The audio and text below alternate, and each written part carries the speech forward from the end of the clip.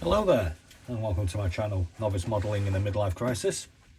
My name is Andy and today I'm going to be doing you a quick what's in the box kit review on my XTRAKIT 172 Supermarine Spitfire Mark 22.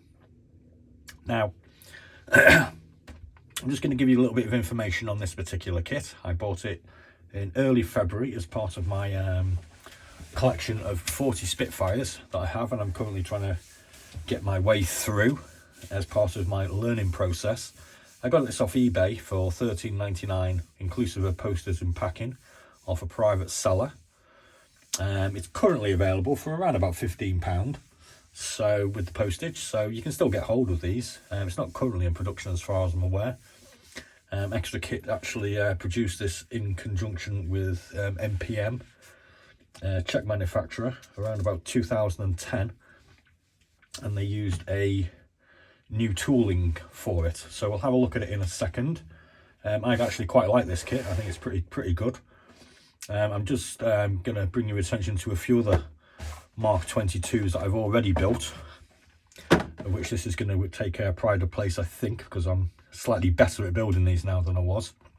We've got a Tester's F22, which I built in 1 minute 36 seconds. We have a Hawk from 1967 Mark 22, and we have this Ventura Mark 22, which I made a right hash of and described as possibly the worst model in the world. There's what's in the box kit reviews and building videos about all of these ones, kind of detailing my experiences with them. I'm kind of hoping this is going to be a slightly better experience. I'm going to be doing this in the as per cover art here in a natural silver or natural aluminium. So let's just put that there and that there, and I'm just going to give you a quick run through of the history as provided by XTRAKIT. Then we'll have a quick run through the instructions. So the Spitfire was the iconic Royal Air Force fighter and the only aircraft to remain in production from before 1939 until after the end of World War II.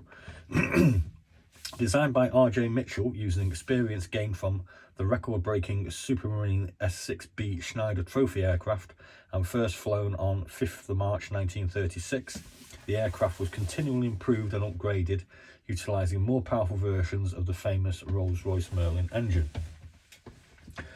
The Mark 12 was the first version to use the even more powerful Rolls-Royce Griffon engine, and this progressed through various marks until it became obvious that the elliptical wing, which had been in use from the first prototype with small modifications, would need to be completely redesigned to utilise additional power that was available. The main improvement needed was to correct the use of the ailerons at high speed and to improve the lateral stability. The armament was also changed in line with current thinking, and the 8 machine guns of the Mark I gave way to just 4 20mm British Hispano Mark II cannons with a heavier punch. With a wingspan of 40 foot 2 inches compared to the 36 foot 10 of the Mark I, the new design was tested on various prototypes and eventually became the Mark 21. Takeoff and landing were also improved by fitting a wider track undercarriage with strengthened and lengthened legs and larger diameter wheels, and for the first time on the Spitfire, outer wheel well doors were added which entirely enclosed the undercarriage bay and improving wing airflow. Further improvements were carried out, including the fitting of a much larger fin and rudder, and the initial production order of the Mark 21 was changed to just over 1,500 of the Mark 22 fitted with the Griffon 61 engine. The initial order was gradually reduced following the end of the war, and only 263 Mark 22s were built. Only number 73 Squadron was equipped with this version, and others going to Royal Auxiliary Air Force squadrons. In addition, small numbers were supplied to the Royal Egyptian Air Force, the Southern Rhodesian Air Force and the Syrian Air Force. Okay, I'm just going to pop that over there. And we'll have a quick run through these instructions. We get a plan of the actual sprues, which we can see here, and then we move through some quite simple basic windows, if you like. Quite easy to follow, there's not too much going on. So we've got, you know, sort of 5 or 6 actual actions to complete in each section. And as we can see, we've got the main fuselage of the aircraft and the cockpit instruments and seats going together in section 3. We then move on to assembly of the wings and adding the fuselage to the wing. Now this is actually kind of an interesting extra piece that I'm totally not familiar with. We're actually putting these side sections onto the wheel wells here, so it's like it's extra design, extra detail to certainly what I'm used to anyway. So I mean, I think that's a pretty good bonus feature of this particular kit. That's one of the reasons why I kind of like it. And we're going to actually put the rudder and the tail on. We're going to start building our wheel excuse me, our undercarriage here, and then we're going to put these air intakes on, which actually have little grills to put in as well. So again, that's something that's different to me. Might not be as different to some of the other more experienced guys out there, but I've never fitted any grills in these air intakes.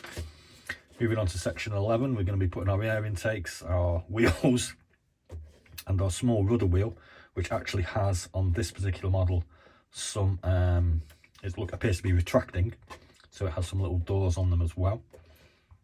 We're going to put our propeller on, our exhaust manifolds and our guns, and K11 and K10 here are some little wingtip lights. Again, this is a new feature for me, so I'm kind of impressed, but a little bit scared of attaching small clear parts to the wingtips. Then we have our completed model, and we move on to the diagrams for painting. Now this is the PK542. This is the one that's actually detailed on the cover art, and this is what I'm going to be attempting to finish this off in. Just to read you here, Spitfire Mark 22 PK542, on which the Supermarine test pilot J. Quill took part in the Daily Express, that's a newspaper for non-British viewers, trophy race in May 1951. This is how the machine appeared at the beginning of the race. So that's how I'm going to be painting it. You also get a couple of other options. We get a PK542 with a different style. And here we have a Mark 22 PK331, number 613, City of Manchester Squadron, RAF Ringway, Manchester Airport, 1949. And on the next one, we have another one, which is PK674, which is number 73 Squadron, based at Tarkali in Malta. Now, the decals that you get with this are quite extensive. I mean, obviously you get PK542, 331, PK674, and you get a whole range of decals with these. These are going to be kind of useful because the other Mark 22s that I've done, this one by Hawk and this one by Spitfire, sorry, by Testers, the decals are, well, to put it bluntly, 1967, 1978, they're kind of rubbish. So I'm going to utilise whatever excess decals I can from this to apply to those two rather sad looking Spitfires over there. Luckily for me, the Ventura, which I made a right pig's ear of, comes with a really, really, really nice set of decals. So I'll be using the Ventura decals on that one. So let's have a look at the sprues. I'm going to start off with the clear plastic cockpit covers. And we get two complete cockpit covers here, which we can see. We also get these two little bits here, which I've got to be honest with you, I'm not too sure what they're all about. We can see here number 10 and number 11, these are these little wingtip pieces that I told you about, which are really, really small, and I think now I'm going to have a bit of a nightmare fitting them, but they have to go on because otherwise you've got a nasty chunk out of the wing. So there's that sprue complete. The first main sprue we're going to look at is the fuselage and wing section. Now I've got to be honest with you, I've not really heard of XTRAKIT, maybe some of you guys have, but I really, really, really like the detail on this. It's really quite comprehensive in my novice opinion, but it's also very, very fine. It's not overly pronounced. It just basically kind of looks right to me. We've got a variety of access panels here for the guns, and I guess in this one here is where the ammunition goes. They've actually got small rivets on them as well. We've got a couple of small ports here, which I'm guessing are fuel tank ports maybe. Not exactly sure. And on the underwing here, you can see again, you've got lots and lots and lots of very nice fine detail. The plastic feels really nice as well. I've got to be quite honest with you, I'm quite impressed. Again, on the fuselage, we've got a series of access panels here with very, very small rivet markings on them, and here again, and on the engine, sorry, on the engine bay. Here we have our air intakes, and again we've got detail on these as well. We've got nice detail on the rudder and the flaps. The only thing that's maybe a slight negative is I can see a little bit of excess on things like the wheels, these air intakes, and a few other parts, so it is going to need a little tiny bit of attention. But as far as the detail goes, this is, from my opinion of what I've seen so far in the Spitfires that I've built, probably the best that I've seen. And considering I paid 14 quid included postage, I'm pretty chuffed with this one. I really like it. Here you can see this slight indentation on the interior of the wing where we're going to put in our extra panels, which are on the other sprue, which I'll show you in a second. You can see here we've got detail in the cockpit as well, which is probably the most extensive detail I've seen so far. You know, you've actually got real sort of chunky boxes and sort of definitely sort of recognizable sort of levers and things here. So I'm suitably impressed with this. To me, this looks really good. Now moving on to the second sprue, we've got quite a large, ungainly looking propeller here. I nearly said umbrella again.